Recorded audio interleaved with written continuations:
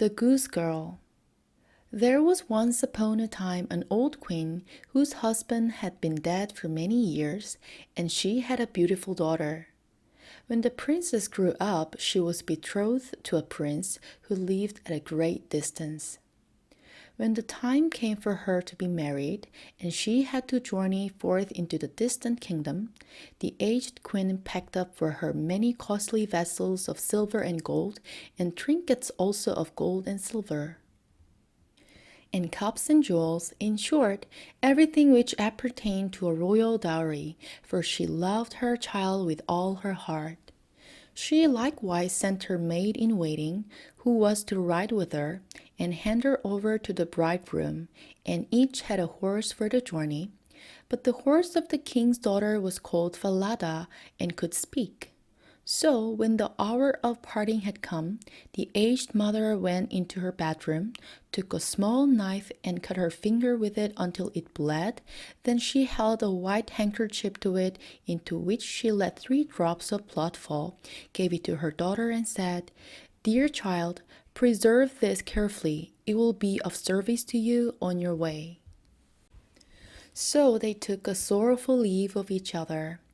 The princess put the piece of cloth in her bosom, mounted her horse, and then went away to her bridegroom. After she had ridden for a while, she felt a burning thirst, and said to her waiting maid, "Dismount, and take my cup which thou hast brought with thee for me, and get me some water from the stream, for I should like to drink." "If you are thirsty," said the waiting maid, "get off your horse yourself, and lie down and drink out of the water. I don't choose to be your servant." So in her great thirst the princess alighted, bent down over the water in the stream and drank, and was not allowed to drink out of the golden cup. Then she said, "Ah, heaven!" And the 3 drops of blood answered, "If thy mother knew this, her heart would break." But the king's daughter was humble, said nothing, and mounted her horse again. She rode some miles further, but the day was warm, the sun scorched her, and she was thirsty once more. And when they came to a stream of water, she again cried to her waiting maid, "Dismount, and give me some water in my golden cup," for she had long ago forgotten the girl's ill words. But the waiting maid said still more haughtily, "If you wish to drink, drink as you can. I don't choose to be your maid." Then in her great thirst the king's daughter alighted, bent over the flowing stream, wept, and said, "Ah, heaven!" And the drops of blood again replied, "If thy mother knew this, her heart would break."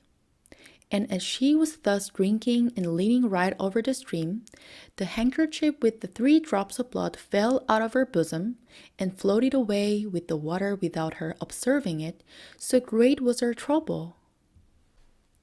The waiting maid, however, had seen it, and she rejoiced to think that she had now power over the bride, for since the princess had lost the drops of blood, she had become weak and powerless. So now when she wanted to mount her horse again, the one that was called Falada, the waiting maid said, "Falada is more suitable for me, and my neck will do for thee."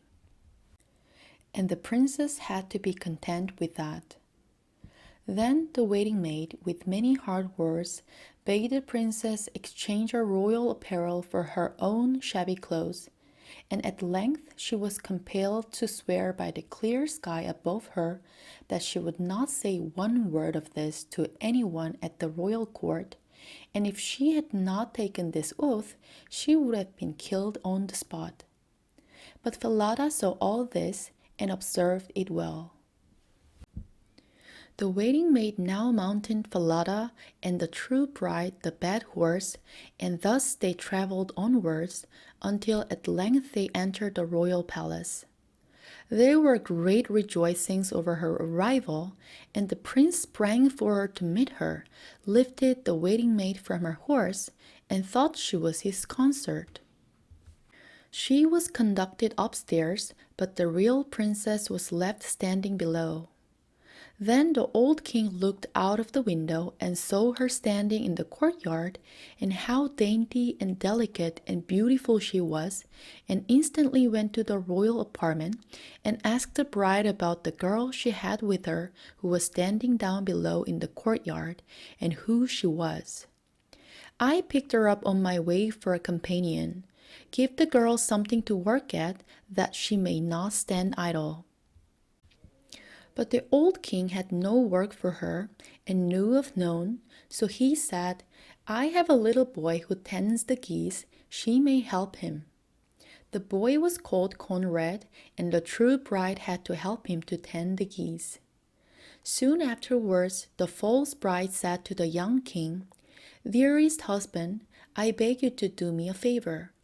He answered, I will do so most willingly. Then send for the knacker, and have the head of the horse on which I rode here cut off, for it vexed me on the way.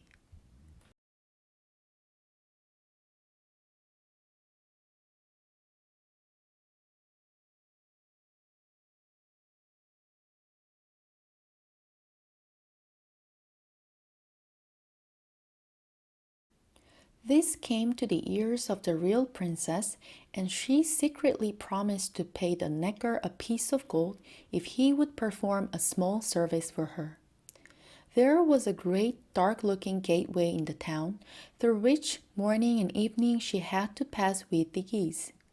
Would he be so good as to nail up Falada's head on it, so that she might see him again more than once? The knacker's man promised to do that, and cut off the head and nailed it fast beneath the dark gateway. Early in the morning, when she and Conrad drove out their flock beneath this gateway, she said in passing, At last, Falada, hanging there. Then the head answered, At last, young queen, how ill you fare! If this your tender mother knew, her heart would surely break in two. Then they went still further out of the town, and drove their geese into the country. And when they had come to the meadow, she sat down and unbound her hair, which was like pure gold, and Conrad saw it and delighted in its brightness, and wanted to pluck out a few hairs. Then she said, Blow, blow, thou gentle wind, I say, blow Conrad's little head away, and make him chase it here and there, until I have braided all my hair, and bound it up again. And there came such a violent wind that it blew Conrad's head far away across country, and he was forced to run after it. When he came back, she had finished combing her hair and was putting it up again, and he could not get any of it. Then Conrad was angry and would not speak to her, and thus they watched the geese until evening, and then they went home. Next day, when they were driving the geese out through the dark gateway, the maiden said, Alas, Falada, hanging there! Falada answered, Alas, young queen, how ill you fare! If this your tender mother knew, her heart would surely break in two. And she sat down again in the field and began to comb out her hair, and Conrad ran and tried to clutch it, so she said in haste, Blow, blow, thou gentle wind, I say, blow Conrad's little head away, and make him chase it here and there, until I have braided all my hair and bound it up again. Then the wind blew and blew his little head off his head and far away, and Conrad was forced to run after it, and when he came back, her hair had been put up a long time, and he could get none of it, so they looked after their geese till evening came. But in the evening, after they had got home, Conrad went to the old king and said, I won't tend the geese with that girl any longer. Why not? Inquired the aged king. Oh, because she vexes me the whole day long. Then the aged king commanded him to relate what it was that she did to him. In the morning, when we pass beneath the dark gateway with the flock, there is a sorry horse's head on the wall, and she says to it, Alas, Falada, hanging there. And the head replies, Alas, young queen, how ill you fare. If this your tender mother knew, her heart would surely break in two. And Conrad went on to relate what happened on the goose pasture and how when there he had to chase his head. The aged king commanded him to drive his flock out again next day, and as soon as morning came, he placed himself behind the dark gateway and heard how the maiden spoke to the head of Falada, and then he too went into the country and hid himself in the thicket in the meadow. There he soon saw with his own eyes the goose girl and the goose boy bringing their flock, and how after a while she sat down and unplaited her hair, which shone with radiance. And soon she said, Blow, blow, thou gentle wind, I say, blow Conrad's little head away, and make him chase it here and there, until I have braided all my hair and bound it up again. Then came a blast of wind and carried off Conrad's head so that he had to run far away, while the maiden quietly went on combing and plaiting her hair, all of which the king observed. Then, quite unseen, he went away, and when the goose girl came home in the evening, he called her aside and asked why she did all these things. I may not tell you that, and I dare not lament my sorrows to any human being, for I have sworn not to do so by the heaven which is above me. If I had not done that, I should have lost my life. He urged her and left her no peace, but he could draw nothing from her. Then said he, If thou wilt not tell me anything, tell thy sorrows to the iron stove there. And he went away. Then she crept into the iron stove and began to weep and lament, and emptied her whole heart and said, Here am I deserted by the whole world, and yet I am a king's daughter, and a false waiting maid has by force brought me to such a pass that I have been compelled to put off my royal apparel, and she has taken my place with my bridegroom, and I have to perform menial service as a goose girl. If my mother did but know that, her heart would break. The aged king, however, was standing outside by the pipe of the stove and was listening to what she said and heard it. Then he came back again and bade her come out of the stove. And royal garments were placed on her, and it was marvelous how beautiful she was. The aged king summoned his son and revealed to him that he had got the false bride who was only a waiting maid, but that the true one was standing there as the sometime goose girl. The young king rejoiced with all his heart when he saw her beauty and youth, and a great feast was made ready to which all the people and all good friends were invited. At the head of the table sat the bridegroom with the king's daughter at one side of him, and the waiting maid on the other, but the waiting maid was blinded and did not recognize the princess in her dazzling array.